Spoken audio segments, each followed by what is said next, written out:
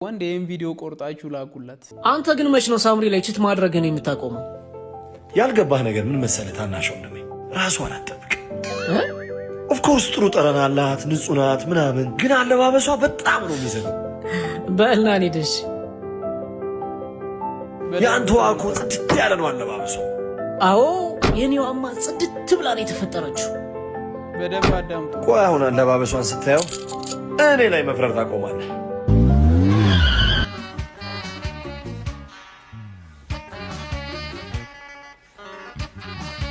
ተመልከቱ፣ በደንብ ከልባችሁ ተመልከቱ። በጣም ስለሚጠቅም ነው ይሄን ቪዲዮ ያመጣሁልህ። አየህልኝ?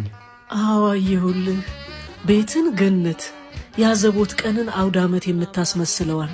የቡናው የጭሱ የምግቡ መዓዛ ቤትህን እንድትናፍቅ የምታደርገዋል ሚስትህን አየሁልህ። በእናት አንድ የኔን ጽድት ያለችዋን ሚስቴን ላሳይህ። ተመልከትልኝ እንግዲህ ተመልከቱ። ሴት ያለበት ቤት ይሄ ቤት ማለት ነው። በጣም ማለት ልባችንን መክፈት አለበት። እኛ ቤት ሰራተኛዋ ዘመር ጥየቃ ከሄደች ኪችኑም ልክ እንደ ሚስቴ ጽድት ነው የሚለው። ሜካፕ ብቻ ነው የማይጠቀመው። ታዘቡ። አንተ የት ነው የጠፋኸው? የኔ ውድ እንዴት ጽድት አድርጌ እንደሰራው ታየው? ደግሞ ምሳ እየጠበቅኩህ እኮ አስራብከኝ። በሉ እንብላ። እሺ።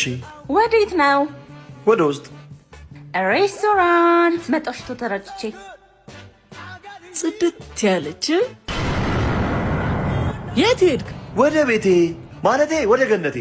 እንዴ ሲሆን ይሄ ነገር የብዙ ወንዶች ድክመታችን ይመስለኛል። ቤቷን በደንብ ጠበቅ አድርጋ ለምትይዝ፣ ለቤቷ ዝቅ ብላ ምትኖር፣ ቤቷን ምትወድ ምታከብር